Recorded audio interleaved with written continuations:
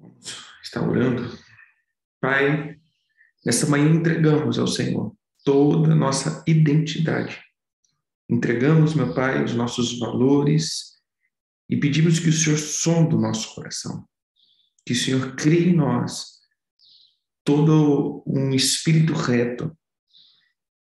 Crie em nós, Senhor, todos os teus projetos e características que nos definem como os teus filhos, como os herdeiros do Senhor, como a tua igreja. Que o Senhor arranque de nós todos os traços que não competem, Senhor, ao teu reino, e que o Senhor forge em nós a identidade de um guerreiro, a identidade de um filho, para que possamos avançar em nome de Jesus. Amém e amém. Vamos lá? Nós estamos na última aula que nós vamos falar sobre identidade. Nós falamos então sobre paternidade e agora identidade. Para nós entrarmos depois para mais 4 semanas falando sobre destino e aí terminamos essa temporada, né? Então vamos lá. Eu quero mais uma vez só trazer um conceito, conceitos sobre esse termo identidade. Então vamos lá. O que é identidade segundo os estudos? Identidade é o conjunto de características próprias e exclusiva com as quais se podem diferenciar pessoas, animais, plantas e objetos inanimados um dos outros, quer diante de conjunto de diversidade, quer antes dos seus semelhantes, mudando em função da reação social. Suas conceituações interessam a vários ramos do conhecimento, então, filosofia, sociologia, antropologia, direito e tudo mais. Então, vamos lá. Para a sociologia, o que é identidade? É o compartilhar de várias ideias e ideias de um determinado grupo. Então, a identidade, segundo alguns, elabora um conceito em que o indivíduo forma sua personalidade, mas também ele recebe do meio aonde realiza a sua interação social. Então, segundo a sociologia, a identidade de uma pessoa ela pode ser formada conforme o meio que ela vive. O conjunto de conceitos e valores define a minha identidade. Para a antropologia, a identidade consiste na soma nunca concluída de aglomerados de signos, referência e influência de que define o entendimento racional de determinada entidade, humana ou não humana, percebida por contrastes, ou seja, pela diferença ante uns aos outros, por si ou por outros. Portanto, identidade sempre será relacionada à sua ideia de alteridade, ou seja, é necessário existir o outro e suas características para que se defina, então, por comparação à diferença. Então, na antropologia, a identidade é formada por características e... Deixa eu só confirmar aqui. A palavra signo aqui colocada, na verdade, ele remete a símbolos, né? Então, onde as pessoas vão criando essa simbologia, então, determinado tipo de, até mesmo, crença. E, na antropologia, a identidade, ela só pode existir se existe outros. Ou seja, como eu defino a identidade na comparação. Então, já diante disso, nós vamos ver o que é identidade. Identidade é o que caracteriza um indivíduo. Então, o que torna a gente único, a nossa identidade? É as minhas características, a minha forma de pensar, a minha forma de ser, a minha forma de existir. Isso me define ou define a minha identidade. Então, na antropologia, quando aos diversos, nós comparamos esses grupos, formando, então, uma identidade. Esse daqui, a identidade deles é isso, né? A identidade daqueles é aquilo. Eu vou dar uma comparação no que a gente vive, né? As pessoas falam assim, vocês são petistas ou bolsonaristas? Ou seja, criou uma identidade. Então, a turma que se diz bolsonaristas tem uma linha de pensamento, uma linha de conduta, uma linha disso, uma linha daquilo. A turma que é petista tem uma linha de pensamento, uma linha de conduta, ou seja, então, na antropologia, esses diversos grupos que se denominam como símbolos e tal, eles precisam existir para que haja identidade. Na medicina legal, consiste numa série de exames feitos nos vivos ou nos mortos, onde se apura no ser humano a raça, o sexo, a estatura, a idade e determina distinção, peso e conformação corpórea, sinais particulares. Então, as más formações, as cicatrizes, o tipo sanguíneo, ou seja, a identidade é o que me define. Na medicina, a identidade são características que me definem, né? Então, quando vai para a medicina, o que é a identidade de uma pessoa? São traços que definem essa pessoa: o peso, a altura, a idade, o sexo, a raça, se ele tem cicatriz, se ele tem uma mancha, se ele tem uma deformação. Então, isso vai definindo um ser pelas suas características. Na filosofia, identidade constitui objeto de cogitação por variados pensamentos e correntes filosóficas. E seu conceito varia, portanto, de acordo com cada ramo. Então, a identidade para a filosofia é as várias características mentais, ou seja, aquilo que eu carrego como valores, aquilo que eu carrego como conceitos, aquilo que eu carrego como um estilo, isso define em cada linha filosófica a identidade de alguém. No direito, identidade constitui-se num conjunto de caracteres que, delimitados legalmente, torna a pessoa ou um bem individual e particularizando, diferenciando os demais, e como tal sujeito, o direito ou os deveres. Então, para o direito, a identidade é um conjunto de características. Ou seja, o que seria, então, a identidade? A identidade é um conjunto de valores, de pensamentos, de crença que um indivíduo carrega. Segundo a antropologia ou a sociologia, a identidade é formada pelo meio que eu vivo. Então, o meio pode influenciar a minha vida ou a minha identidade. E, de certo modo, eu concordo, sim, com essa característica. Porque eu posso ter a identidade da tribulação, eu posso ter a identidade das mazelas, eu posso ter a identidade demoníaca, eu posso ter vários tipos de identidade. O que o Senhor mais quer de nós é formar a nossa identidade. Por isso, ele diz para nós inculcar na cabeça dos nossos filhos. Semana passada eu estava ministrando um pouco sobre isso. A identidade da vitória. Nós precisamos andar com uma identidade da vitória. Você já parou para pensar, queridos, que, na verdade, os piores momentos que vivemos são os momentos de vitória? Na verdade, os nossos fracassos, essa seria a palavra. Os nossos fracassos acontecem em tempos de vitória e não de derrota. E não de guerra, perdão. Os nossos tempos de guerra forjam um caráter muito interessante. Porém, os tempos de muita paz forma em nós uma característica muito frouxa e que nos leva, muitas vezes, a ciclos de derrota.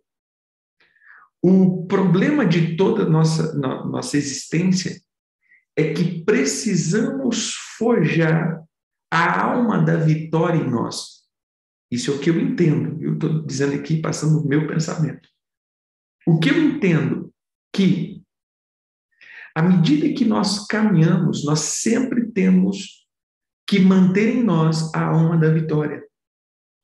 O que seria a alma da vitória? Eu sempre tenho que forjar os meus valores em cima de um conceito que somos mais do que vencedores e deixar a nossa alma numa situação de alegria. Esse é um mandamento que o Senhor pede. Se alegrem, foram perseguidos, se alegrem, foram caçados, se alegrem, estão mentindo a vosso respeito, se alegrem, estão humilhando, se alegrem. Por que eu tenho que manter a alma da vitória? Porque muitas pessoas, por diversas tribulações, elas começam a fortificar a sua vida com tantas fortalezas de proteção que nem que quando ela entra na vitória, ela não consegue desfrutar de um tempo de vitória.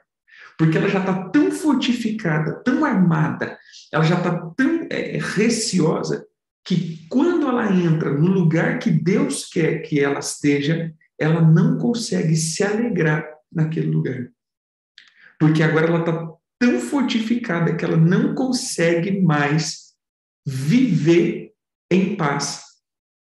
Porque ela só foi projetada para viver em guerra. Então, o estado de paz, ela não consegue suportar. Isso é terrível para nós.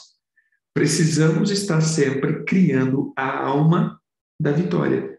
Por isso o Senhor sempre nos ensina a viver em vitória. Ensina para os teus filhos o quê? Vamos para as festas bíblicas. Quando ele vai falar da Páscoa, olha, quando os teus filhos perguntarem por que vocês fazem isso? Aí vocês vão dizer, porque o Senhor nos livrou com mãos fortes e papapá, pipi, aquela coisa toda. O que ele está me ensinando? Crie uma identidade sobre a tua próxima geração. Crie esses valores, mas os valores de vitória. Você já viu aquela pessoa que pede e depois ela passa a não ter alma para viver aquilo que ela pediu? Você viu aquelas pessoas falando? Eu vou dar um exemplo aqui. A pessoa, ela busca um ministério e depois que ela alcança o ministério, ela não consegue viver aquele ministério que ela tanto sonhou. Por quê? Porque a alma dela está só em lutar. Há tempo de luta, há tempo de paz. Lembra que nós começamos esse ano todinho em propósito? Fizemos inverno, fizemos verão, fizemos outono, e fomos diminuindo o ritmo, e agora chegamos no inverno e falamos, irmão, quer dizer, chegamos no outono agora, né? Fizemos inverno, primavera e verão.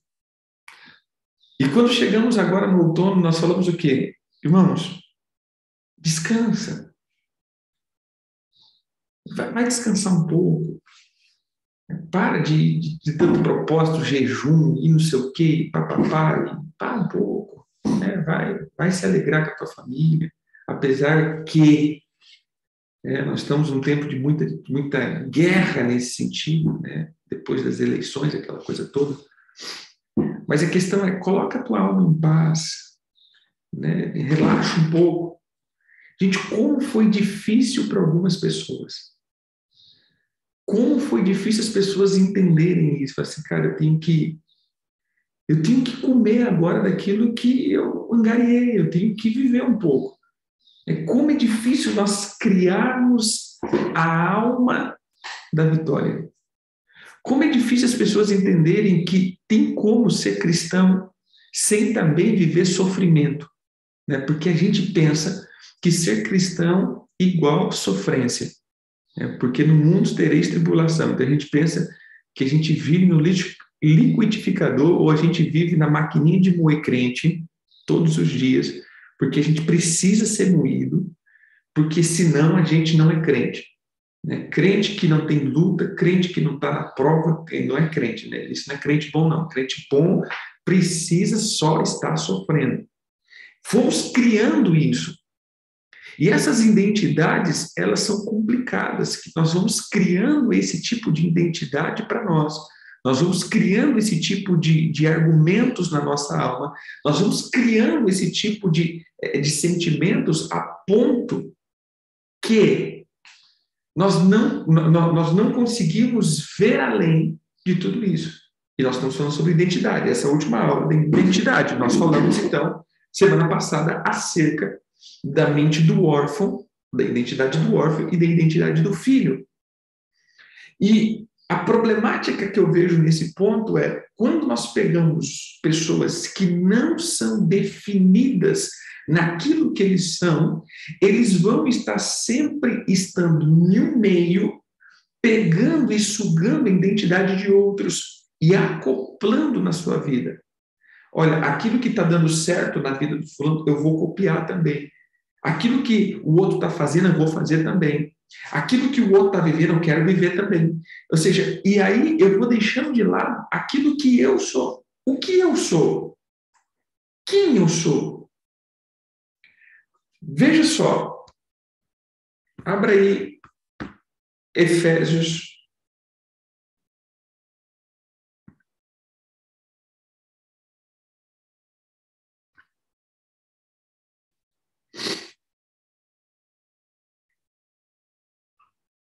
Efésios 4.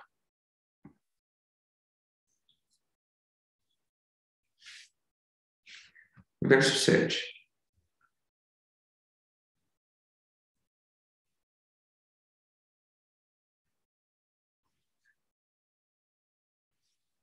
Na verdade, Efésios 4 inteiro, ele fala sobre ministério, né? Vamos no 1 em diante. Rogo-vos, pois eu, prisioneiro no Senhor, que andeis de modo digno da vocação a que fostes chamados, com toda humildade e mansidão, com longanimidade, suportando-vos uns aos outros. Olha só, a palavra suportar aqui, já falamos isso 535 vezes. Suportar não tem nada a ver com tolerância. A palavra suportar aqui, no original, no grego, é a palavra manter-se ereto, manter-se firme, sustentar, carregar, levantar. Olha o que ele está dizendo, então traduzindo. Levante uns aos outros, mantenha-se ereto uns aos outros, mantenha-se firme ou firme uns aos outros, carregue uns aos outros. Então veja só, a palavra suportar aqui não tem nada a ver com esse suportar que a gente fala, nossa, eu estou suportando você, ou já não estou suportando mais. Não tem nada a ver com isso. O Senhor está dizendo, olha o que o apóstolo Paulo está falando, ele está dizendo de ministério. Ele está falando o seguinte, seja o suporte de alguém. A imagem que sempre me vem é a imagem de quando a gente brincava, né? Eu creio que vocês tiveram infância também, e aí você ia brincar, a pessoa ia subir no muro, o que uma fazia? Aquele pezinho, né? Você fazia um apoio, a pessoa subia no teu joelho, na tua mão, e você levantava essa pessoa para ela alcançar o topo do muro. Então, é isso que é o suporte. Entre aspas, é a pessoa pisar em você como apoio para que ela possa subir. Não é pisar para te humilhar, mas você ser usado como alguém que levanta outros. Por que muitas pessoas estão em crise de ministério? Porque quando as pessoas começam a pisar nela para poder subir, elas se sentem humilhadas. Você entendeu aqui? Você é suporte, irmão. Ministros são suporte. Você terá que ser pisado, não humilhado.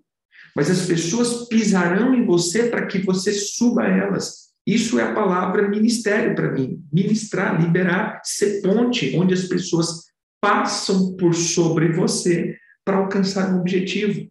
Veja, não coloque isso no lado pejorativo de as pessoas estão me pisando para subir. Não é aquela pessoa que pisa na outra para se dar bem. Não, eu estou dizendo que somos escada.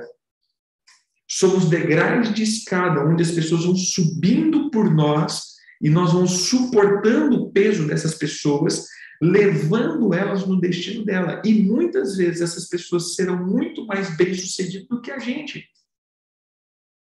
E será que estamos prontos?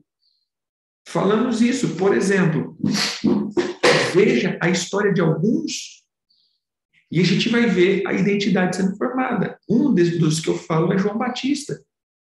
Deixa eu melhorar aqui. João que batizava, porque a gente pensa que Batista era o sobrenome de João, né? Muitas pessoas que têm isso, né? João Batista de Oliveira. Né? Não, não era não, querido. Veja só, Batista era uma nomenclatura que dava a ele porque ele batizava. Eu gosto de uma tradução que diz João o imersor. Amém? Aquele que fazia a imersão, aquele que batizava. Então, Batista não era o sobrenome dele, não. Então, veja só, João, o que batizava, ele entrou em crise.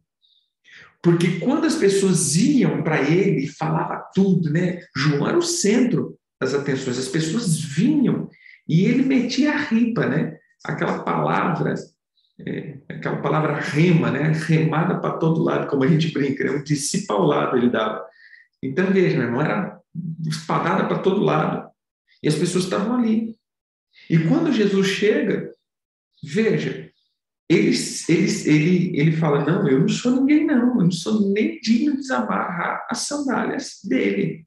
Vai vir um que já está no nosso meio, que esse é o cara. Quando ele aponta para Jesus e diz, esse daqui, só nesse apontar ele perdeu vários discípulos. E bons discípulos.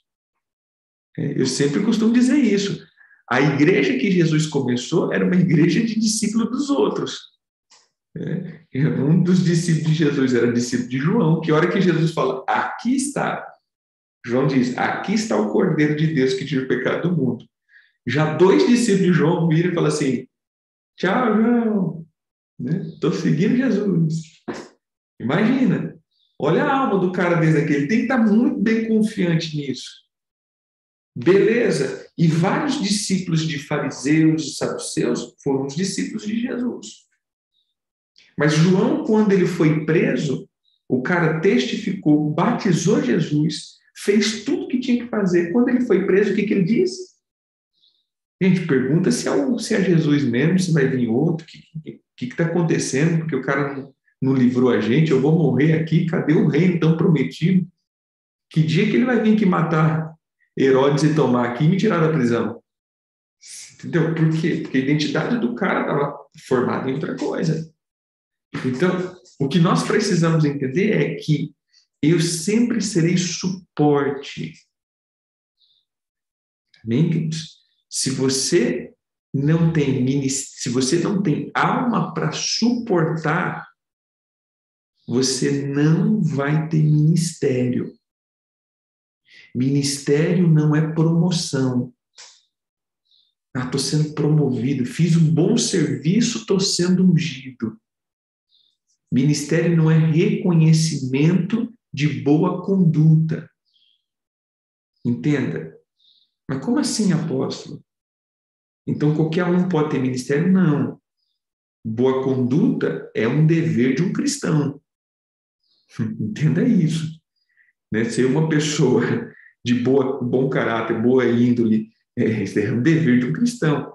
Ministério não é promoção de tempo de serviço. Eu já estou na igreja já faz 5 anos, então você é ungido. Não. Então entenda, querido, ministério é a característica de alguém que entendeu quem é e vai servir o corpo. Ponto. O próximo passo agora, nós vamos falar sobre o meu destino, nosso destino. Por isso você vai ter que hoje resolver as suas crises de ministério ou crises de identidade. Quem tem crise de identidade vai ter crise no ministério. Porque quem vive em crise de identidade, ele não está formatado com a configuração correta de um filho.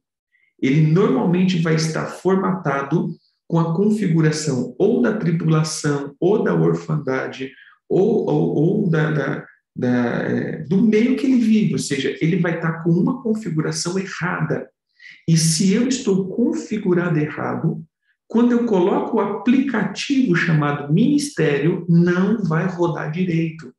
Vai travar, né? Na linguagem aqui da informática, vai travar, vai dar bug, vai desligar. Já viu o computador, o telefone que trava, você abre um negócio e você tem que desligar ele? Por que muitos irmãos, de tempo em tempo, a gente tem que desligar ele? Resetar ele?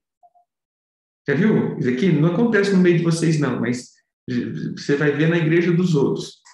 Você tem que resetar ele. Você tem que parar o irmão e falar assim, irmão, vem cá, deixa eu te desligar um pouquinho aqui. Desliga. E se desliga pode ser também chamado de banco, né? Na linguagem antiga. O irmão vai para o banco um pouquinho, senta. O que seria isso? Sobrecarregou. Veja, se você não tem memória, agora pensa aqui, você parou para pensar que diversos linguagens de informática, ao passar do tempo, aquilo que funcionava antigamente não funciona mais? Vou dar um exemplo. Quem é aqui do tempo que o celular tinha 2 GB de memória? Meu irmão, quem tinha um celular de 2 GB de memória? Meu Deus do céu, esse daqui era o rei da informática. 2 GB, meu pai do céu. E você colocava trem 2 GB, mas você colocava. Aí depois as coisas começaram a ficar pesadas, as informações começaram a ficar pesadas. Então começou a ter aplicativos, e mais aplicativos, e mais aplicativos, o celular dobrou. 4 GB. Aí tinha de 2 e tinha de 4. Aí depois veio o de 8. Tinha o de 2, o de 4 e o de 8. Aí depois veio o 16. Aí o de 2 já saiu fora. O de 2 já se tornou obsoleto. Agora era o 4, 8 e 16. Depois o 32. Depois 64, 128. Irmão, hoje, se você falar algo de 32 GB, é obsoleto. Na verdade, se você já falar de 128, já está se tornando obsoleto, porque já é 500 e tanto, já 1 tera. Por quê? Porque a carga de informação já é muita. E se você tiver pouca memória, se você tiver pouco espaço para gravar coisas, você não consegue mais rodar aplicativo. Eu vou dizer a mesma coisa. Se a tua alma já está sobrecarregada, quando colocar ministério na tua mão, trava. Trava, porque, imagine, ministério você vai ter que lidar com o problema de muitas coisas. Vai sobrecarregar demais a tua alma. Vai sobrecarregar a tua alma a respeito dos problemas dos outros, vai sobrecarregar a tua alma sobre as dificuldades, vai sobrecarregar a tua alma sobre a questão da tua liderança, porque aumenta as lutas, aumenta as guerras, aumenta a cobrança, ou seja, sobrecarrega. Se a tua alma não tem um espaço razoável, vazio para ser preenchido, o aplicativo chamado ministério não roda. Não adianta, vai travar. E aí você vai ter que ir para os lugares onde as pessoas vão apagar dados da tua memória. Entendeu aqui a linguagem? Veja só, o que seria apagar dados da sua memória? Imagine aí, eu não sei se isso acontece no teu telefone, às vezes o celular enche, aí você, a hora que abre o aplicativo WhatsApp, ele diz, o aplicativo não pode ser carregado porque está sem memória. Aí você tem que ir lá e sair apagando um monte de coisa que já tem 435 anos, que está lá, armazenado inutilmente, e aí você sai apagando um monte de coisa que você carrega inutilmente, que só está tomando espaço na sua vida ou no seu HD do seu telefone. Igualmente acontece com a gente. Quando nós vamos carregando muitas informações, veja, o apóstolo Tiago diz: tende por bom ânimo passar por diversas tribulações. Tenha uma boa alma ao passar por tribulação. Eu estou passando. Beleza. Para que serve a tribulação na mente de um crente? Formar identidade. A identidade de um guerreiro. A identidade de um filho. A identidade de uma pessoa resiliente. A identidade de um vencedor. Em Apocalipse, nós vamos ver claramente que o único que pode tomar todas as coisas são os vencedores. Da primeira à sétima igreja, você vai ter uma palavra que se repete, quer dizer, duas frases que se repetem. Aqueles que têm ouvido, ouça o que o Espírito diz às igrejas, e ao vencedor. São as duas frases que se repetem em todas as 7 igrejas. Ao que vencer, ao vencedor, ao que vencer, ao que vencer, ao que vencer. Aí ele termina dizendo: que tem ouvido, ouça o que o Espírito diz às igrejas. Então é a única coisa que se repete nas 7 cartas. E o que me faz vencer? O que me faz vencer é a boa alma que eu carrego, a identidade de um vencedor. O que acontece? À medida do tempo que nós vamos passando por lutas, e se eu deixar registrado essas lutas no meu HD, imagine aqui, eu vou deixando registrado. Vou deixando registrado. Quando eu aplicar uma outra coisa dentro de mim, eu não vou conseguir ser o suporte necessário. Eu, na verdade, vou precisar ser suportado. Veja, verso 3. Esforçando diligentemente por preservar a unidade do espírito no vínculo da paz. Há somente um corpo e um espírito, como também foste chamado em uma só esperança da vossa vocação. Há um só Senhor, uma só fé, um só batismo, um só Deus e Pai de todos, o qual é sobre todos, age por meio de todos e está em todos. Veja que o apóstolo Paulo, ele começa dizendo que: rogo-vos, pois eu, prisioneiro. O cara já identifica a situação que ele está. Relembrando a aula passada, lembra que eu disse que um órfão, ele consome muito tempo de um discipulador? Por quê? Porque a pessoa que não tem a identidade dela definida, a intenção dela é estar no meio do grupo, comendo. Quem já teve... desculpa a comparação, mas eu não quero ser pejorativo aqui, mas eu vou usar essa ilustração. Quem já teve um cachorrinho que deu cria, mais de 4, 5, né? Principalmente aquelas raças grandes, que dá ninhada de 10. Você vai ver que tem os cachorrinhos que são mais gordinhos e os mais magrinhos. Porque tem uns, meu irmão, que fica ali mamando o dia inteiro e ele não está nem azul, né? O que os outros arranjem para eles, vou usar esse termo, que os outros arranjem teta para si, porque, meu irmão, eu vou ficar aqui. O problema é que existe muitos discípulos que são assim. Eles param ali e querem ficar comendo. E esse problema nós temos frequentemente. Quem é pastor aqui vai entender o que eu estou dizendo. O que acontece? Nós ajuntamos um ciclo de discípulos interessados. Veja, como nós separamos os nossos discípulos na igreja? Os que estão interessados. Para nós, isso é um erro fatal. Porque quem nos cerca? Os interessados. E a gente pensa que esses interessados são pessoas que serão bons líderes. E nem sempre. O que eles estão fazendo? Eles sentem fome.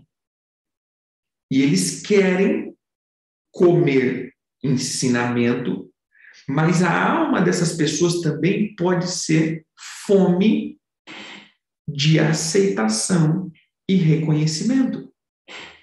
Então, quando um pastor, ele chega, um líder chega e diz, cara, eu quero me derramar, vai ter um monte dessas pessoas que vão estar perto e querem receber esse derramamento. Mas a identidade dessas pessoas não foram formadas como filho, estão como órfão. Então, o filho, ele vai receber e vai transmitir, vai ser o suporte. Mas o órfão é um saco sem fim, sem fundo. Ele nunca vai querer de parar de ser derramado sobre ele, porque a barriga dele nunca vai encher. Você já viu aquela expressão do peixinho? Que você tem que dar contado, porque se você der as pelotinhas, ele come até morrer. Já viu isso? Gente, ó, cuidado do peixinho, não pode dar muito, senão ele morre. Aí você fica pensando, cara, será que o bichinho tem um limite chamado assim, tô cheio? Não, ele vai comendo, comendo, comendo, comendo, comendo, comendo, comendo, comendo, comendo. Mas é aquele Pac-Man, né? Vai comendo e morre. Por que você morreu? Porque eu comi demais. Né? Então, imagine que isso acontece. Então, imagine um monte de gente que muitas vezes nos cerca, que tem sede de identidade, ela tem sede de reconhecimento, ela tem sede de ser alguém, e agora ela encontrou um potencial ou alguém potencialmente capaz de torná-la alguém. Essas pessoas colam. E aí, por colar, o que elas fazem? O dia inteiro está contigo. O dia inteiro está conversando. O dia inteiro está fazendo. Tá, aquela coisa toda. E a gente se empolga. Estou dizendo como um discipulador. Se empolga. Fala, rapaz, essa pessoa aqui, encontrei os 12 apóstolos da nova geração. E aquele negócio todo. Mas vai passando o tempo. Veja, você ter um tempo de reclusão com os discípulos é bíblico. Você pega aquelas pessoas e traz para perto. Fala, meu irmão, é esse daqui. E aí tu começa a derramar. Derramar em quê? Ensina, e vai. Em tudo está eles. Aí, aqueles que têm sede de reconhecimento é o prato cheio. Por quê? Porque agora eu faço parte do grupo seleto. Eu estou nas reuniões seletas. Eu sou a pessoa que é chamado para o grupo seleto. Tudo que o pastor está fazendo, eu estou no meio. Aí a pessoa, ela simplesmente passa a viver o sonho americano dela. Né? E, cara, eu fui aceito. Mas vai chegar um tempo de que tudo aquilo que foi derramado nessa pessoa vai ser cobrado. Você entendeu? Vai chegar o tempo de falar assim, nem Jesus, né? 3 anos se passou, eu tenho que ir, né? Eu tenho que enviar vocês, agora vocês vão cuidar de outros. Ah, como assim? Eu não vou ser mais, não vai ter mais o nosso grupinho? Não vai ter mais as nossas reuniões seletas? Agora eu tenho que cuidar de outro? Não tem alma para isso, não. Aí onde começa as cobranças. Aí esses discípulos, que era quase um João, se tornam Judas. Instantaneamente. O João se torna um Judas. Por quê? Porque agora começa o tempo da cobrança. Fala, não, cara, vai discipular alguém, vai ensinar, agora você... Aí, né, óbvio que essa pessoa está com a gente ali, a gente vai ungir ela alguma coisa. Por quê? Porque ela se interessou. Ela estava junto em tudo. Uma pessoa muito bem dedicada, uma pessoa... Aí você unge a um pastor, unge a um profeta, unge a um mestre, unge a um apóstolo, unge a um líder de alguma coisa, e unge, e faz aquela unção toda, e aí vai 1 ano, 2 anos, 3 anos, 4 anos da unção, 5 anos da unção, a pessoa não desenvolveu nada. A pessoa não desenrolou nada. Tá, mas e aí, cara? E vai cuidar do ministério? Aí vai cuidar, não sei o quê. Aí, tipo assim, tá, mas de que você está cuidando? O que você está fazendo? Aí a gente começa a cobrar. Aí aquilo que era legal fazer parte daquele grupo, agora já está se tornando insuportável fazer parte daquele grupo. Porque agora virou um grupo de cobrança. Pô, vocês estão cobrando demais. Cara, eu não pedi para ser ungido. Eu já ouvi isso. Eu não pedi para ser ungido. Vocês que disseram que eu tinha chamado. Por quê? Porque a gente pensou, cara, você está aqui, você está todo dia aqui, você está querendo, você tá... Não, eu só queria estar fazendo parte aqui do grupo. Pô, aqui é legal, só estava querendo aprender. Eu só estou querendo fazer. Sabe aquela pessoa que entra, vamos dizer, escola de libertação. Aí você entra, mas você quer ser um libertador? Não, eu só quero aprender. Né? Ou seja, eu só quero ser liberto, meu irmão. Eu não quero mexer com esse negócio, não. E você entendeu aqui a sacada? Se eu não tenho uma identidade bem definida, eu vou buscar reconhecimento, eu vou buscar a minha definição em alguém.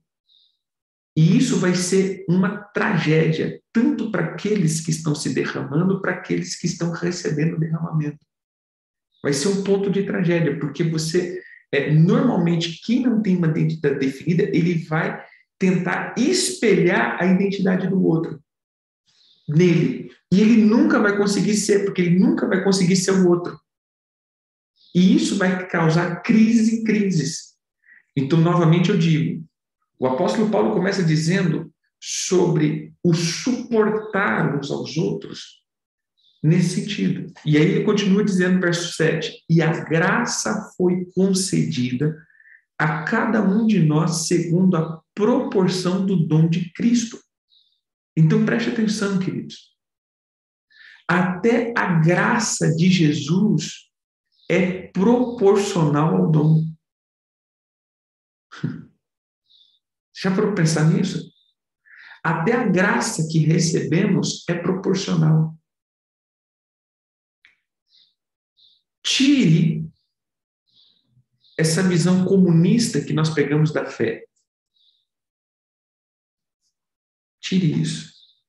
Em que sentido? Deus dá para todo mundo de igual forma. Mentira. Isso é comunista. Vamos agora para o Estado de Direito.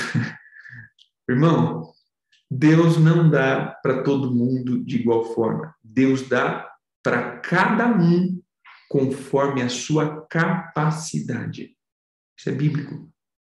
E ele deu para cada um conforme a sua capacidade. Ele deu 5. Outro, ele deu 2. Outro, ele deu 1. Conforme a capacidade. Então, aqui já entra uma crise. Que crise? Muitas pessoas olham para o irmão com 5 talentos e dizem, eu queria ter 5, eu ganhei só meio. Deus é injusto. Não, é a tua capacidade. Multiplique esse talento, aumente a tua capacidade, traga firmeza à tua alma para suportar aquilo que ele vai te dando. Porque tudo que ele te dá, você vai ser responsável por isso. Amém? Então, a graça é concedida também através do dom. O profeta Kevin Lewis, ele fala algo que eu acho interessante. Ele diz assim, Cristo só vai se relacionar com você conforme a sua natureza. Ou seja, se você é um pastor, quem que vai se relacionar com você? O Jesus pastor? É o Jesus que vai falar das coisas de pastor. Se você é um profeta, quem vai falar? Que faceta de Jesus vai falar com você? O Jesus profeta. Ele vai falar das coisas de profeta, ou seja, as informações vai ser de profeta. Se você é um apóstolo, o Jesus apóstolo. Se você é um mestre, o Jesus mestre. Se você é uma ovelha, o Jesus ovelha. Ou seja, você vai receber e vai ter a interação com Jesus segundo a tua natureza.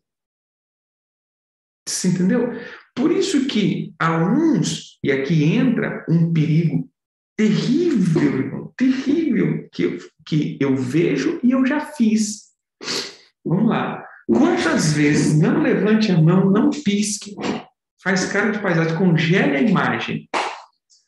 Quantas vezes você não ouviu o testemunho de um homem? Eu vou citar aqui, entre nós aqui, né? Quem nunca leu um livro do profeta Davi Rebolo e depois passou uma semana orando para ver o que ele viu? Congela a imagem. Que ele viu o anjo das 4 rodas, das 5 pernas e do não sei o que, da árvore. Aí daqui a pouco, ai Jesus, mostra o meu anjo, ai Jesus, né? E aí como é? Quem nunca? Por que nós fazemos isso? Porque nós identificamos nada mais, nada menos que se ele conseguiu fazer isso, nós também podemos fazer. E nós queremos. E aí a gente passa a viver uma coisa chamada frustração gospel. Porque você começa a orar para ter as mesmas experiências que ele teve. E aí você passa 5 meses, 1 ano orando, jejuando, fazendo campanha, plantando bananeira, e aí fazendo aquela coisa toda e não recebe nenhuma cosquinha. Imagine uma visão. Não apareceu nenhum anjinho fiotão para falar com você. Você não tem nenhuma visão de nada. Aí o que acontece? Entramos no estado de frustração. Deus não me ama. Deus não fala comigo. Eu acho que eu estou desviado. Eu não sirvo para essas coisas, não, apóstolo. Não sirvo, não. Deixa eu ficar sendo só irmão. Mas, na verdade, nós está fazendo uma chantagem emocional com Deus. Seria mais ou menos isso. Dizer, Senhor, se o Senhor não quis me mostrar também, eu não vou servir também, não. Porque para mim servir, eu tenho que ser assim, eu tenho que ser assado, eu tenho que estar tendo as visões de João Batista, eu tenho que ver o livro de Apocalipse todinho, aquela coisa toda, né? E aí a gente começa a entrar nesses estados melancólicos da fé, porque eu quis aplicar em mim a identidade do outro. Você entendeu? E aí, confunde tudo. Então, veja, continuamos aqui nas Escrituras. A graça foi concedida conforme o dom. Por isso diz, quando ele subiu às alturas, levou cativo o cativeiro e concedeu dons aos homens. Há uma menção disso em onde? Salmo 68, 18, que diz, subiste às alturas, levaste cativo o cativeiro, recebeste homens por dívida, por dádiva, até mesmo rebeldes, para que o Senhor Deus habite no meio deles. Olha que lindo isso, né? Quem que escreveu esse salmo? Salmo de Davi, né? Tem que ser Davi, gente. Olha o que esse cara viu. Aí você pergunta, por que Davi foi Davi, né? Olha o que esse homem viu. Subiste às alturas. Davi estava vendo. Davi viu a obra da cruz todinha. subiste às alturas, levaste cativo o cativeiro, essa é a expressão que o apóstolo Paulo está usando, de levou cativo o cativeiro, e recebeu homens como presente. Agora, olha o que Paulo está escrevendo aqui. Por isso, quando subiu às alturas, levou cativo o cativeiro e concedeu dons aos homens. Quem são esses dons, queridos? São os ministérios de apóstolo, profeta. Não, queridos. Na verdade, o apóstolo, o profeta, o evangelista, o pastor e o mestre, ele não tem um dom. Ele é o dom para os homens. Entendeu? Quem tem ministério, ele não possui, ele é o dom. Ele é a dádiva de Deus para a igreja. Então, há uma igreja que tem se agradado do Senhor, vai ter no meio dela muitos homens que são dons, profetas, apóstolos. A igreja que tem sido rebelde, o Senhor vai tirando os dons. Vai falta gente. Entendeu aqui? O Senhor dá dons aos homens. Quem são esses dons? Os ministros. Então, uma pessoa não pede para ser um pastor, ela nasce um pastor. Esses são, para mim, o que a Bíblia chama os escolhidos. São esse tipo de gente que Deus persegue. Já viu aquela pessoa que fala assim, o fulano desviou, parece que Deus não fez nada. Não, Deus faz, Deus chama de volta. Agora, já viu aqueles lá que, se eles pensar, a cajadada já desce? Aí fala, nossa, nada da minha vida dá certo. Eu não quero fazer. E a cajadada vai descendo. Por quê? Porque essa pessoa, ela é um dom. Não é porque ela é a super saiyajin, não é porque ela é melhor do que as outras, não. Porque ela é um dom de Deus para equipar a igreja. Esses são os ministérios. Então, veja só, queridos, todos nós nascemos na capacidade de orar pelas pessoas, todos nós nascemos com a capacidade de orar pelos enfermos, de falar em língua, de cumprir o propósito do ID. Mas tem pessoas específicas que elas são os apóstolos, os profetas, os evangelistas, os pastores e os mestres. Essas pessoas, elas têm uma estrutura que faz com que elas suportem o peso desse ministério.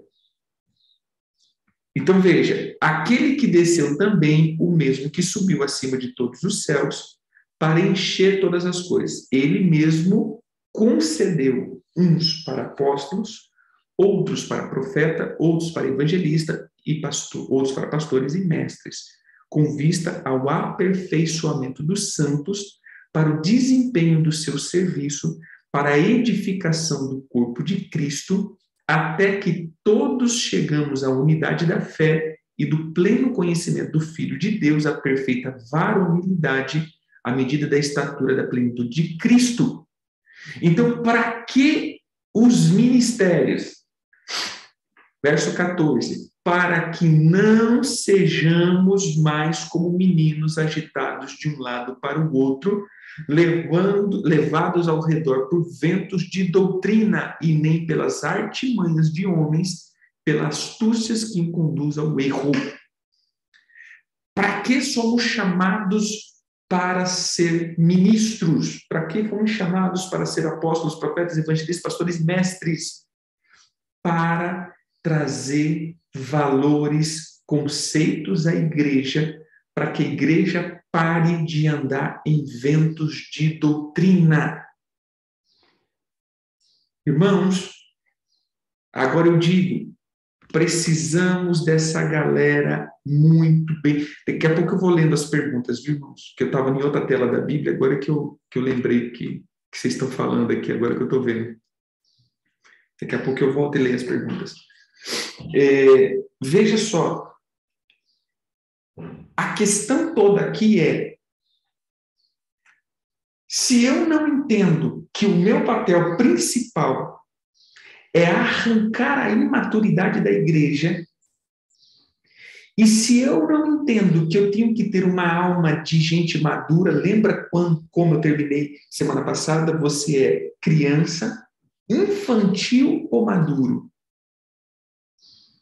Entendeu aqui?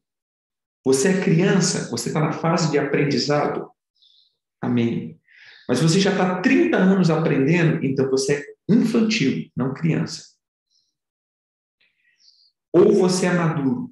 O que nós precisamos? Levar as pessoas à maturidade da fé, tirando elas dos ventos de doutrina.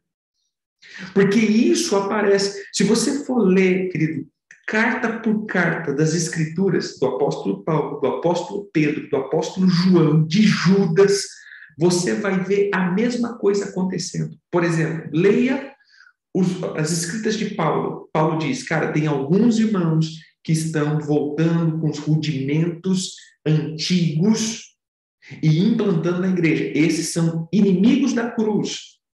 Você lê o apóstolo João, você começa lendo lá João 1, né? Ele vai falando filhinhos, ameis uns aos outros, aquela coisa toda, né? E filhinhos daqui, filhinhos de lá, e aquela coisa toda. Mas, quando você vai para, acho que terceiro João, se não falha a memória, ele diz, olha, eu vou ir aí com vocês, porque tem um tal de alguma coisa, de metros, de fétrios, alguma coisa desse jeito aí, tem um cara lá que eu escrevo para vocês e ele não faz questão de ler a minha carta para vocês. Eu vou repreender esse homem. Por quê? Porque ele queria ser o dono da igreja. Você vai lá para a igreja, para as cartas de Pedro, Diotrefes, e, ó, bom nome, né, para quem está grávida, né? Vai pegando os nomes aí. Veja só, olha o que ele está dizendo. Esses caras, eles estão sendo inimigo da cruz. Aí você pega Pedro, do mesmo jeito, você pega Judas, o livro de Judas. Irmão, o livro de Judas também ele diz, olha, eu ia escrever outras coisas, mas eu fui movido pelo Espírito, porque tem uma galera que está entrando dentro da igreja e está fazendo arruaça dentro da igreja. Esses são as nuvens vazias, as folhas, as árvores sem folhas, aí ele vai falando dessas pessoas que têm cara de misericórdia. Então, irmãos, para que serve os líderes da igreja? Para que servem os ministros? Qual é a identidade de um ministro? Tirar a infantilidade e os ventos de doutrina que são lançados de tempo a tempo no meio do corpo de Cristo. A mais nova que nós estamos vivendo, o Evangelho dos Negros. Essa, para mim, foi a mais nova, né? Evangelho dos Negros.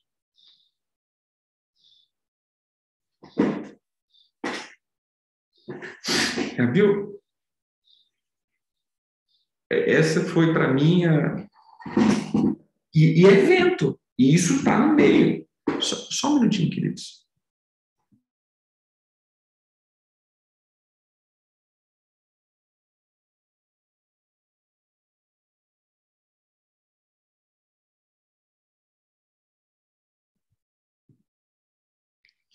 E isso está ficando. A gente pensa que isso às vezes é bobeira. Irmãos, não é bobeira. Veja só.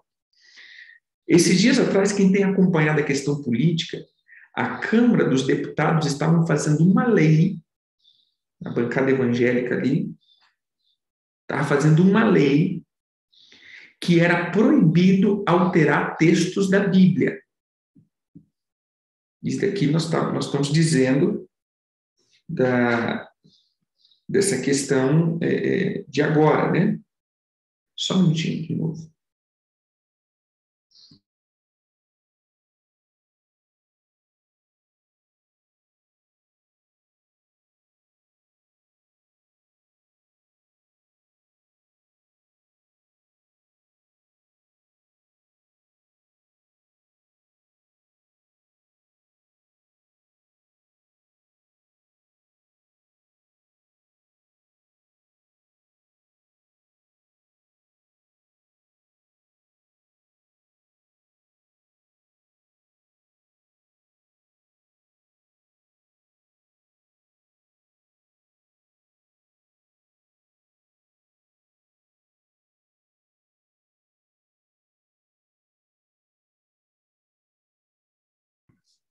Então vejam que já está sendo armado dentro da igreja, que alguns textos da Bíblia já vão ser alterados. Quer dizer, no Congresso, eles querem alterar algumas coisas, porque são textos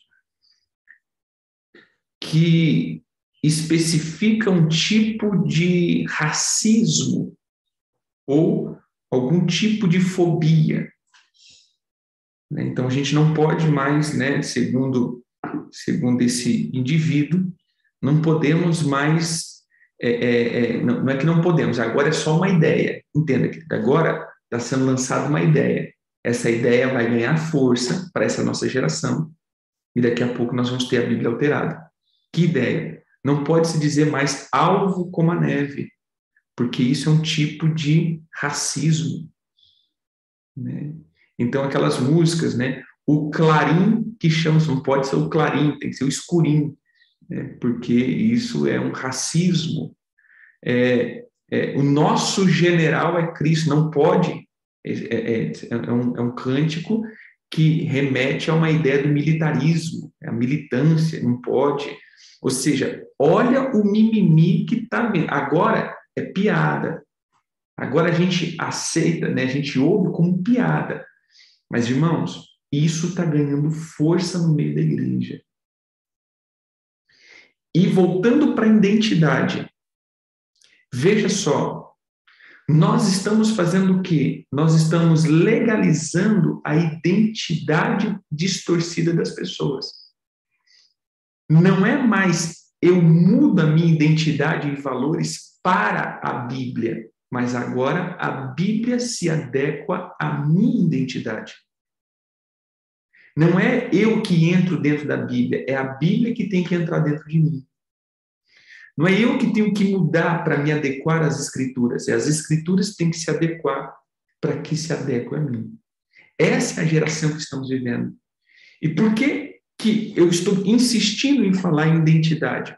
Porque nós vamos precisar agora, para 2023 em diante, uma leva de pessoas saradas que vão cumprir o seu papel de trazer maturidade ao corpo e tirando os ventos de doutrina que estão entrando no meio da igreja. Esses ventos estão vindo. E nós vamos precisar ter uma galera madura que vão arrancar isso. Por isso, fundamentos e valores.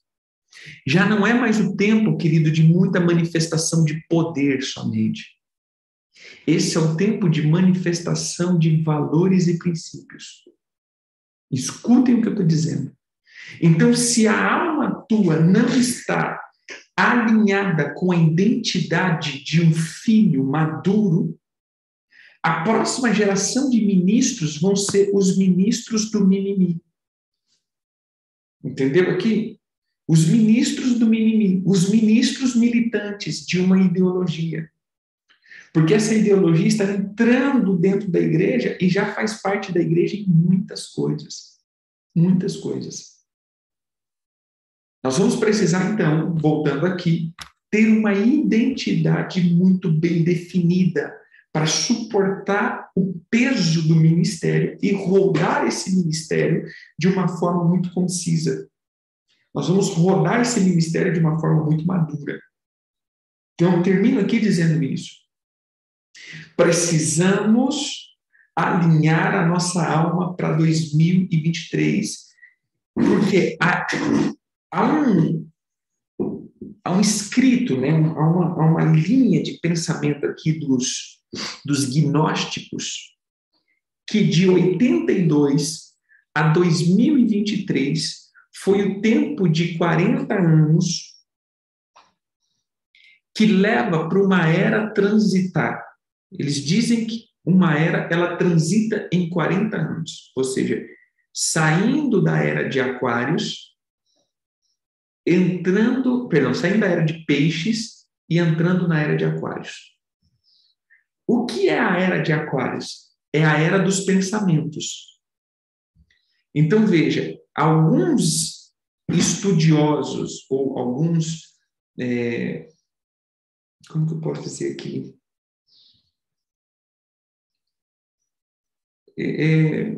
Esotéricos, eles dizem que, na real, a era de Aquário começa agora, em janeiro de 2023.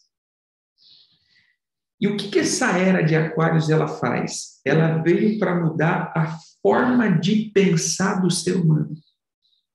O ser humano vai começar a pensar de uma maneira com a identidade distorcida. E quem era Aquários na mitologia? Aquários era um ser, um homem muito bonito, que quando Zeus viu ele, se apaixonou por ele, levando ele a ser copeiro de Zeus e amante de Zeus.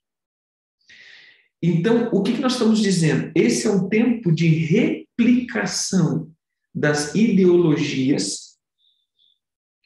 Esse é um tempo da identificação das ideologias, ou seja, as pessoas estão replicando e são agentes de replicação, e também é um tempo da mentalidade,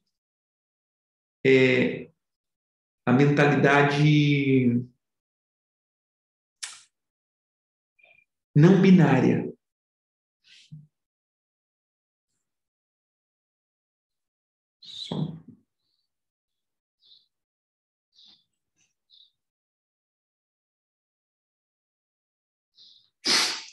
Então, nós estamos entrando num tempo de uma geração não binária.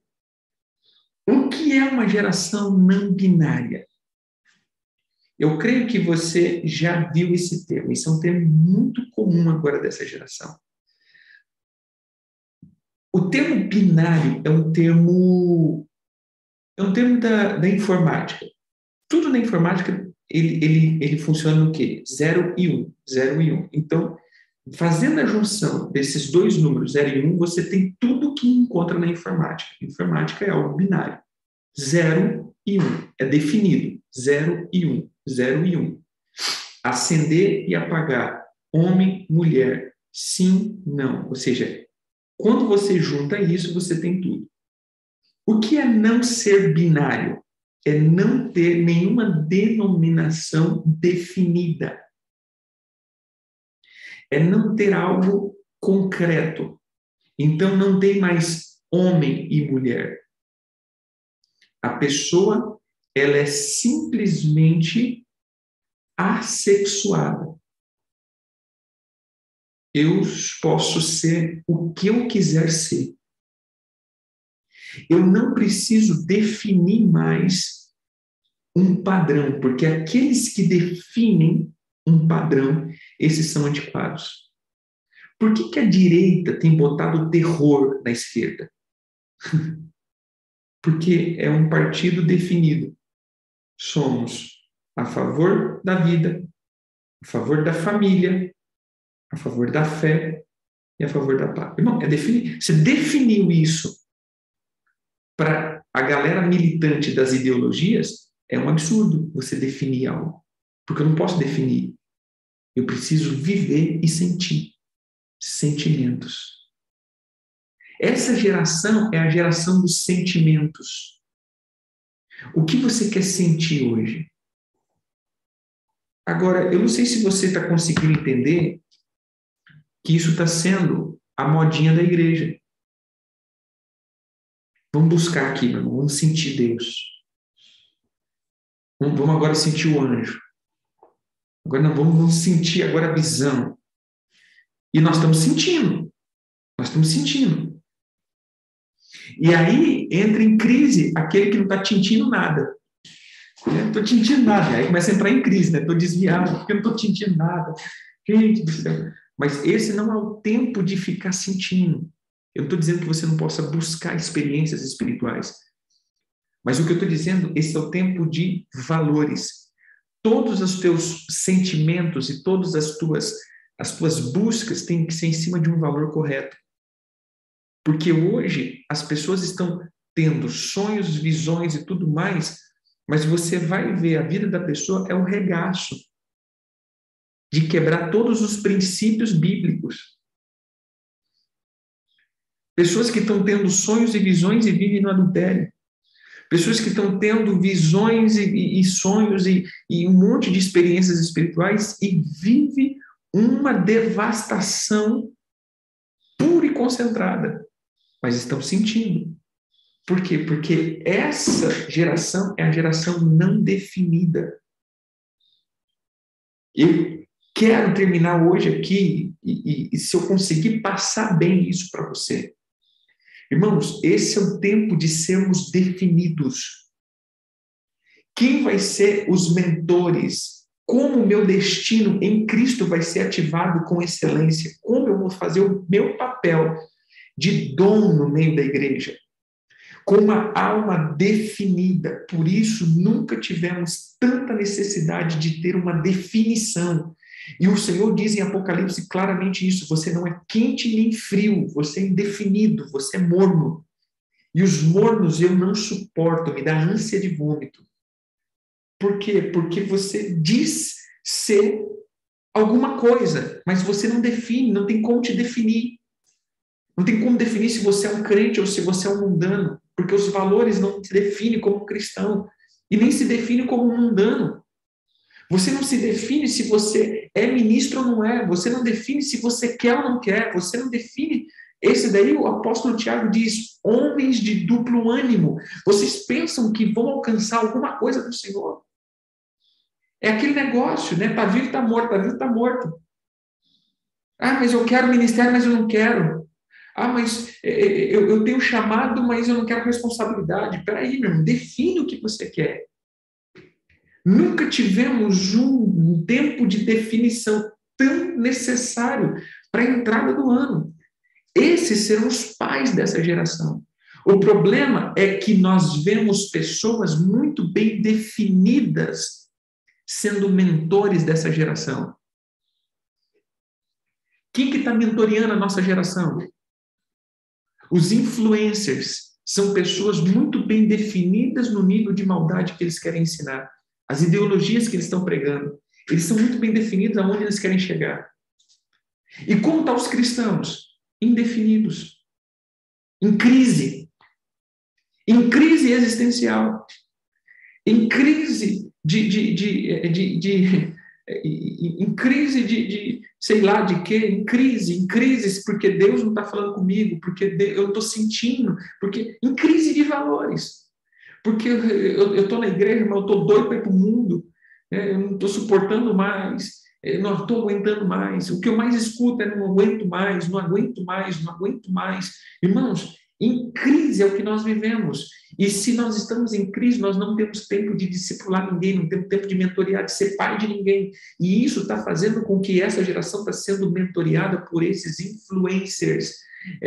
Sabe quem está sendo os mentores dessa nova geração? Caio Fábio,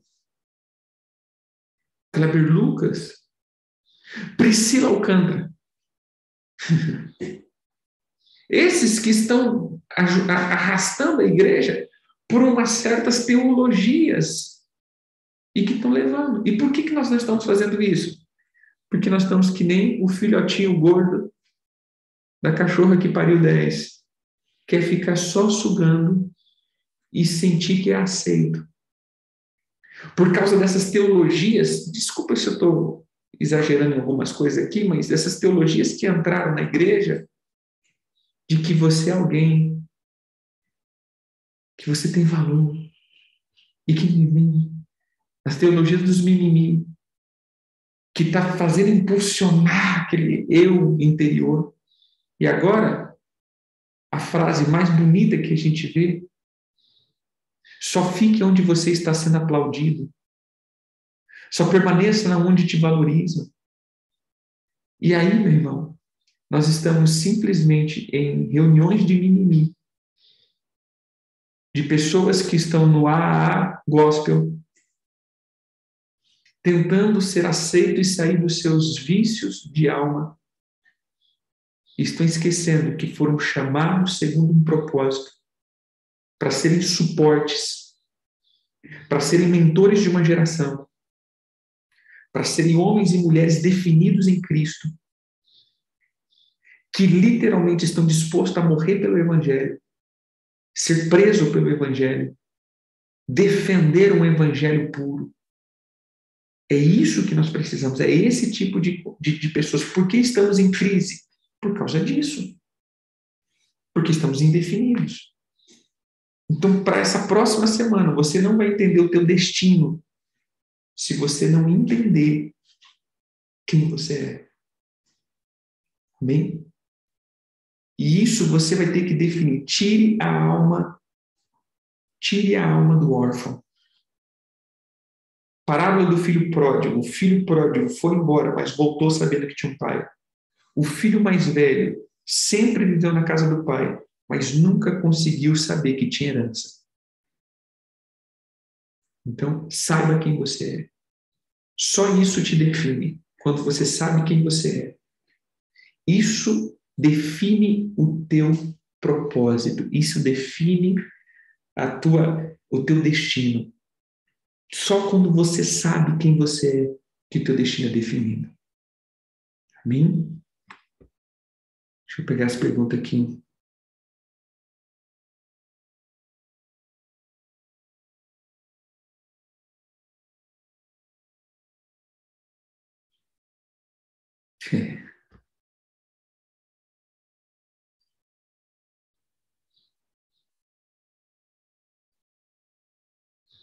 Aí lascou tudo. Se até o computador agora está. Eu vou ligar, vou falar o termo, né? Nem o computador é mais cis, né? Então lascou tudo. Exatamente. Política da boa vizinhança. Irmão, o ser politicamente correto. Cuidado com isso. Esse negócio de ser politicamente correto. Porque hoje a política correta é você não ter lado. Você não pode ter lado. Entendeu? Eu não posso ter lado. Eu não posso ter lado. Eu tenho que ser bom para todo mundo. A gente tem que aprender com Jesus. O que Jesus fazia? Pedro, o Senhor está muito duro. Pedro quer ir embora? Pode ir junto. Vai com Deus. Vai que vai.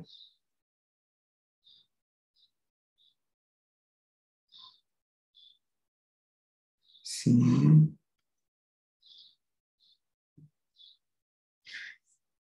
Vou postar. Beleza, eu creio que é isso, né? Então, ficou alguma dúvida, irmãos, nesse tema?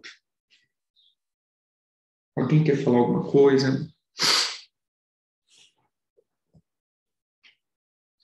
Levante a mãozinha aí.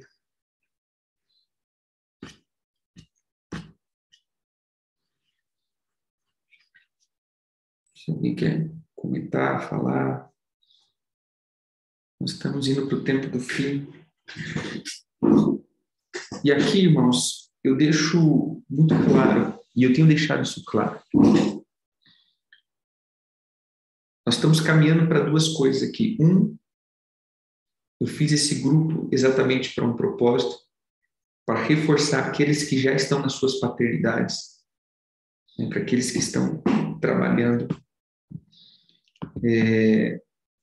nas suas paternidades, para entender, porque às vezes você pensa que está no lugar errado e não está. Dois, para aqueles que estão sem paternidade, que estavam buscando apóstolo, e aí, negócio de paternidade, eu falei, não, vamos estudar primeiro para vocês entenderem o que é paternidade. Porque hoje as pessoas, eu já ouvi muitas pessoas falando exatamente isso. É aquele negócio, eu gosto do ciclano, do beltrano e do fulano, mas você é a pessoa que mais é fácil de falar. Então, assim, eu não tenho uma identificação, preciso de atenção e você é o único que me dá atenção. Entendeu? Então, não é assim que se conecta a uma paternidade. Ser um formador de ideias. Para essa geração, você precisa ser um formador de ideias. Nós vamos precisar ser definidos e definir essa geração. Lembra que eu falei, pai é quem define a identidade de um filho? Nós vamos, por exemplo, uma coisa que nós vamos ter muita dificuldade nessa geração, com adolescentes, com jovens, a identidade sexual. Hoje, meu irmão, antigamente era uma maldição, antigamente era um abuso que essa pessoa sofreu, hoje não. Porque já faz 20 anos que está sendo promulgado as ideologias. Então, hoje, 90% dos adolescentes jovens vai ter uma confusãozinha na sua identidade sexual. E o que vai fazer? Elas vão estar em dúvida. Se gosta de menino, se gosta de menina, não está em dúvida. E o que a gente vai ter como pai? Dar o suporte de definir. Vem cá, não, você é isso, você é aquilo. E a gente vai ter que dar suporte. Suporte, hoje vai ter em dúvida se as pessoas creem ou não creem em Deus. Se Deus existe ou não existe. A gente vai ter que ter o seu suporte. As pessoas vão ter que vão estar em dúvida da sua vida, dos seus casamentos. Ou seja, hoje a dúvida é a máxima dessa geração. Essa geração é uma geração que tem dúvida. Tem dúvida de quem é, do que fazer, de onde ir. Repare para essa geração, eles não são definidos. Uma geração filosófica, mas que não sai do lugar. Pensa numa geração que sabe falar. Meu Deus, eles falam de todos os assuntos. Pergunta o que eles fazem. Nada. É aquela geração dos... Como que eu vou falar? Né? Daqueles ativistas, né? Lembra daquela menininha ativista? É que nem... Esse dia eu estava tendo uma discussão de uma militante, né, esquerdista. E ela falava, não, porque onde já se viu Elon Musk comprar por não sei quantos milhões, né, bilhões, sei lá, o Twitter. Você já parou para pensar que esses milhões tiraria a pobreza de muitos países, aquela coisa toda? Aí o cara fez uma pergunta simples que desmontou ela. Falei assim, tá, mas quantos por cento da tua renda você dá para os pobres?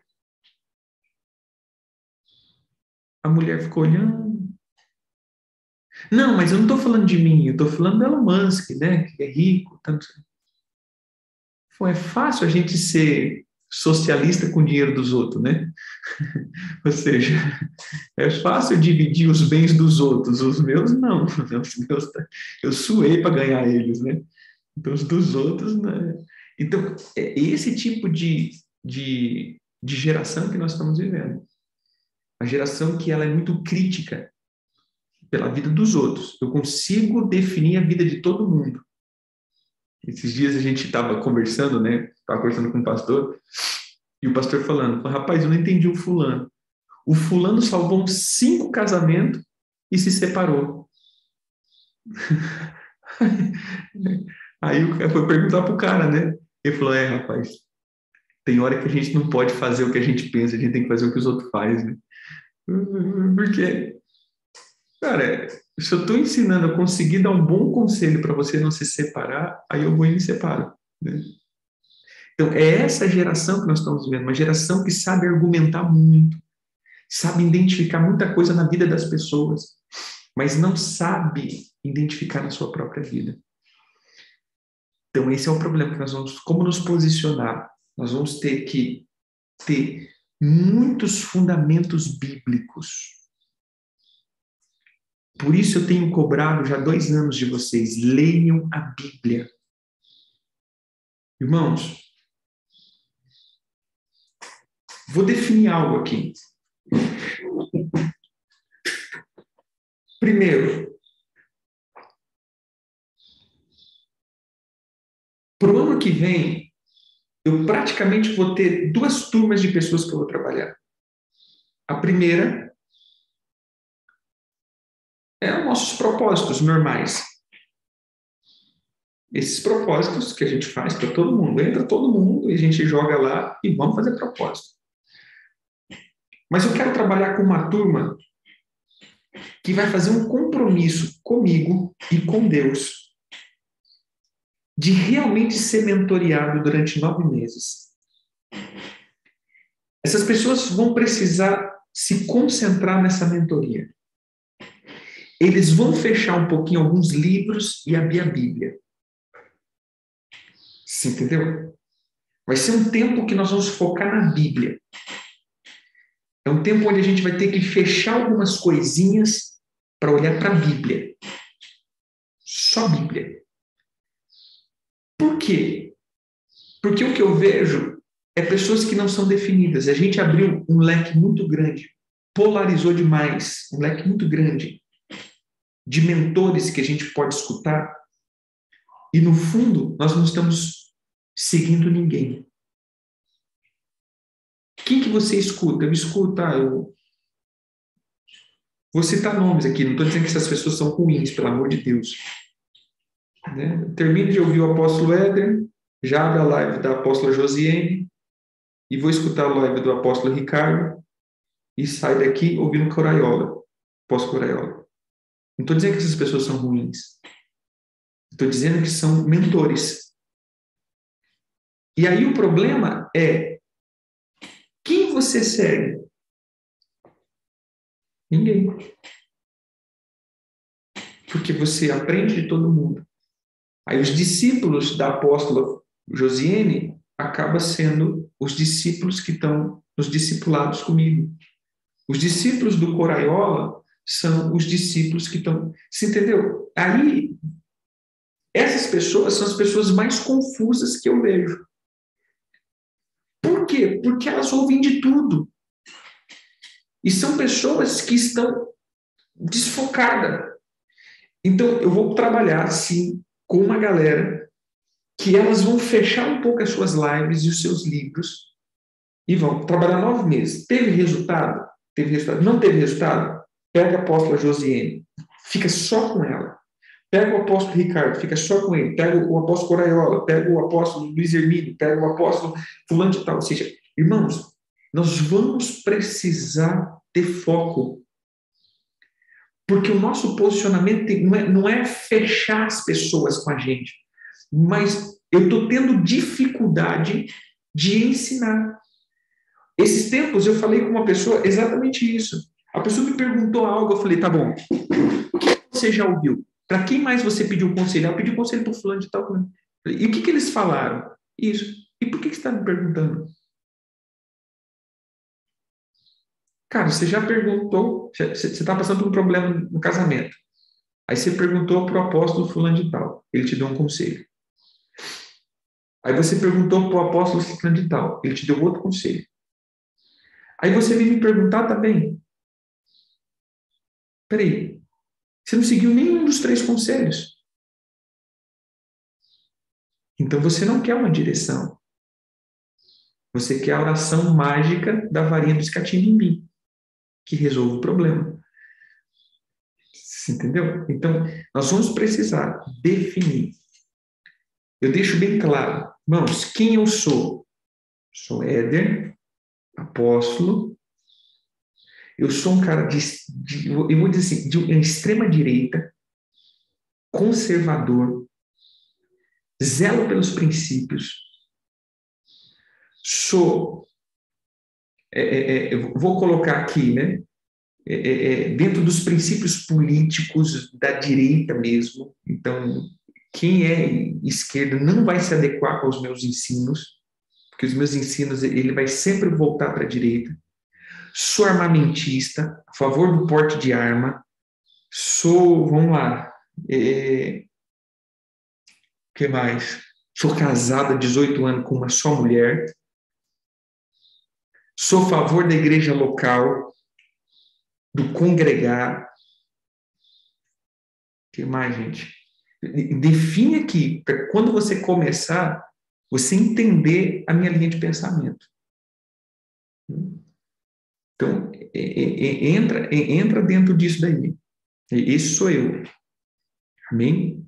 Esse daqui é a minha visão de ministério. Não faço parte dessas teologias novas que têm saído. Sou da antiga. Gosto de Tozer, Watchman Nee, dessa galera das antigas, dos fundamentos. Sou dos fundamentos, do raiz, né? Sou Nutella. Gosto desse evangelho mais raiz.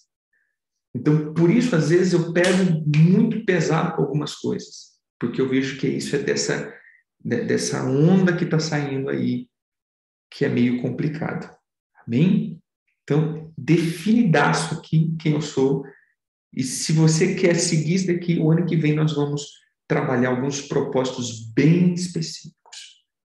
Mas precisamos, em nome de Jesus, focar. Desfocamos demais nessa pandemia. Desfocamos muito, muito, muito, muito. Desfocamos muito. Entenda isso. Amém?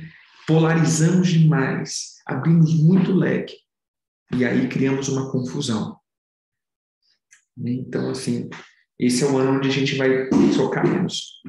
Depois que você pegar a linha de alguém, vá para outra. Defina. Depois que pegou a linha de alguém, vá para outra. Defina.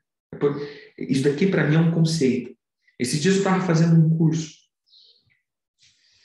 E quando eu entrei para fazer esse curso, eu achei uma pessoa. E quando eu achei essa pessoa, eu falei, cara, é essa pessoa aqui que vai me ensinar. Beleza, gostei. Sobre esse assunto, que não é um assunto de teologia, essas coisas, sobre esse assunto, irmão, eu fechei ali, estou aqui, vou aprender o que essa pessoa tem para me ensinar. Depois eu voltei 4 meses de novo, fiz o que aquela pessoa ensinou, trabalhei o que aquela pessoa, os fundamentos que aquela pessoa estava trabalhando. Depois de 4 meses voltamos lá, para um outro curso. Eu comecei a ver que tinha pessoas que já estavam 10, 15, 20 anos fazendo, treinando, manuseando aquele certo tipo de informação, e eu tinha 4 meses. E eu consegui me dar tão bem quanto aquelas pessoas que já estavam muito tempo fazendo aquilo.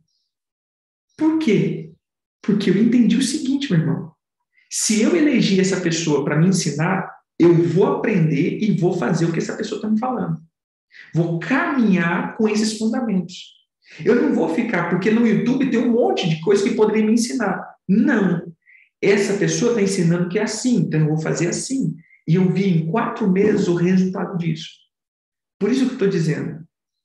Por que muitas vezes você não vê o resultado na sua vida? Porque um te ensina um fundamento. O outro te ensina outro fundamento. O outro te ensina outro fundamento. O outro te ensina outro fundamento. E aí você não sabe o que fazer. Porque cada live que você assiste, a pessoa está te ensinando um fundamento. E fundamento é único. Parede, você pode fazer um monte de parede, mas fundamento é único. Você entendeu? Volta para o ensino aqui. O que é identidade? É aquilo que é adquirido no meio. Então, como você quer lançar 4, 5 fundamentos na sua vida para edificar o teu ministério? Não edifica, porque à medida que você coloca um fundamento, você destrói outro. E aqui está o problema. Aí você coloca outro fundamento, você destrói outro. Aí você está mais só fundamentando do que edificando. Então, o fundamento, você precisa de um tempo. De um tempo eu fundamento e depois eu edifico. Agora, as pessoas não estão conseguindo edificar porque não tem fundamento, porque ela passa a vida inteira colocando e tirando fundamento, colocando e tirando. Por quê? Porque quando você começa a aprender, você vai aprender em cima de fundamentos primeiro. Todos esses apóstolos não dão fundamentos. Apóstolo é fundamento. E se você está sempre pegando e comendo, você está sempre trocando fundamentos. Vou dar um exemplo aqui. Éder. Eu não sou fã nenhum da doutrina dos anjos. Pelo contrário, queridos. Eu acho muito arriscado e perigoso. Demais da conta. Esse é o meu fundamento. Estou dizendo que o apóstolo está errado? Não. Mas eu não faria... Gente, a teologia...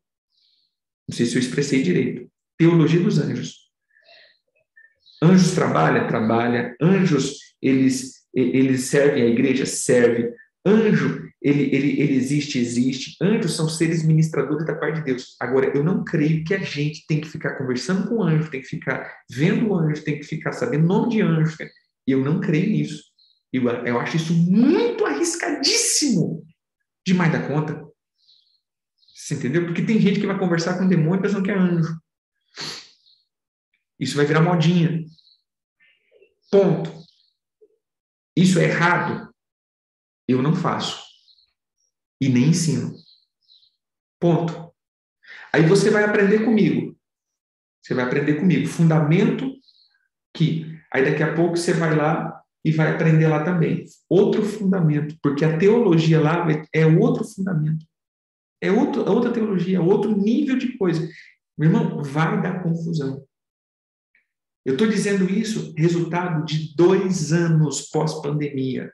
O que eu estou cuidando, e o ano passado, esse ano de 2022, foi o ano que eu mais perdi tempo, foi o ano que eu mais perdi dinheiro, foi o ano que eu mais perdi muitas coisas, foi esse ano de 2022. Sabe por quê? Porque eu estava tentando resolver problema de pastor. Eu fiquei que nem louco, eu quase não parei em casa, eu fiquei que nem louco, meu irmão, resolvendo problemas de igreja. Porque houve uma confusão terrível entre pastores e ovelhas, porque as ovelhas começaram a comer de um monte de lugar, e os pastores já não sabiam mais, aí fala, pelo amor de Deus, eu falo que perdi dinheiro nesse sentido, meu irmão, eu tinha que sair daqui, ir para lá, ir para lá, ir para lá, e sempre eu curtindo minhas coisas. Então, veja, meu irmão, o que eu estou falando aqui é no final de tudo isso que eu vivi em 2020, 21 e 22, 3 anos. Eu estou passando esse resumo para vocês. Só deu muita confusão. Muita gente aprendeu, muita gente cresceu, mas muita gente ficou confusa.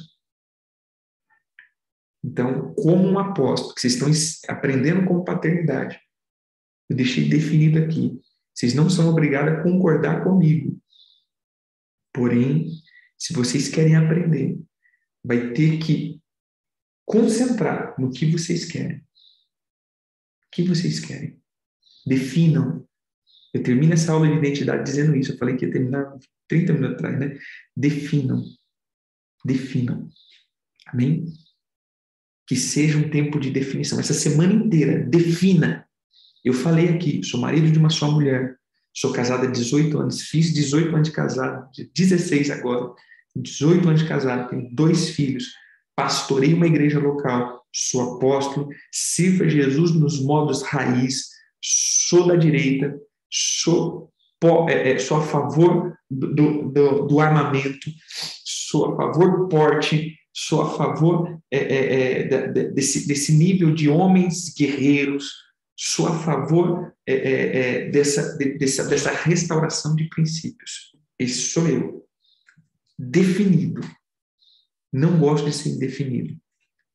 Então, se você não tem uma definição, eu quero que você olhe para o espelho hoje e defina quem você é.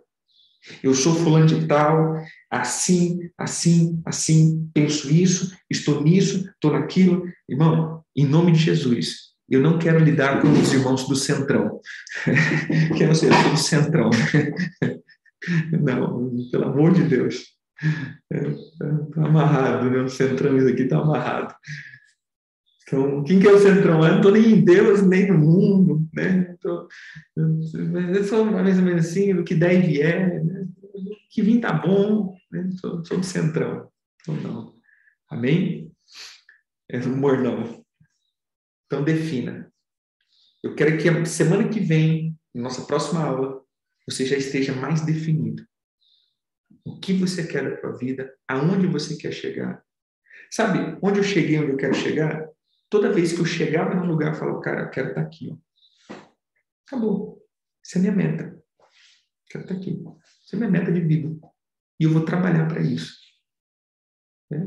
Lógico, consulto o Senhor, ver se eu posso estar fazendo isso. E se o Senhor diz sim, pronto, essa é a minha meta. Amém? Então, crie essa meta, crie esse estilo de vida definido. Quero chegar aqui. Mas não é chegar por uma alma indefinida, não. Chegar porque eu entendi que esse é o meu chamado, esse é o meu propósito, essa é a minha vida. Trabalhe nisso daqui, amém? Que o Senhor possa definir toda a tua vida. E eu quero declarar que caia por terra toda artimanha de Satanás na sua vida. Caia por terra toda indecisão e toda cultura desse tempo seja quebrada em nome de Jesus. Que você seja uma pessoa extremamente definida em nome de Jesus. Amém? Deus abençoe. Fiquem com Deus.